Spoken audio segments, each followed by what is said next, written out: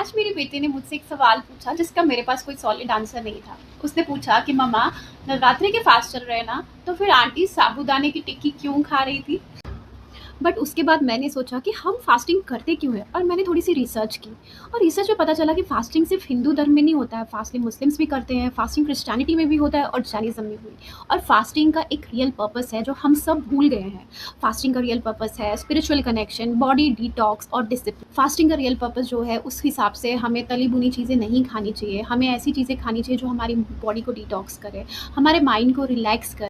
मुझे लगता है नवरात्रि के जो ये 9 दिन हैं, ये एक गोल्डन अपॉर्चुनिटी है हमारे लिए। हम अपनी बॉडी को डिटॉक्स कर सकते हैं। हमें सैलेड्स खाने चाहिए, ज़्यादा से ज़्यादा वेजिटेबल्स, फ्रूट्स और सूप्स पीने चाहिए, जूसेस पीने चाहिए। अगर हम 9 दिन तक ये डिसिप्लिन करेंगे तो हम अपनी आत्मा को भी संतुष्ट करेंगे और परमात्मा को। हमारे धर्म में ये कहा भी जाता है कि सबसे पहले अपनी आत्मा के बारे में सोचो और फिर उसके बाद परमात्मा के बारे में सोचो। और एक और पॉइंट है कि हम सिर्फ फॉलोवर्स बन के रह गए हैं। हम फॉलो कर रहे हैं अपने धर्म को, जो कि अच्छी बात है, धर्म को फॉलो करिए। लेकिन आपको पता भी होना चाहिए कि आप जो कर रहे हैं वो क्यों कर रहे हैं, उसका क्या रीज़न है।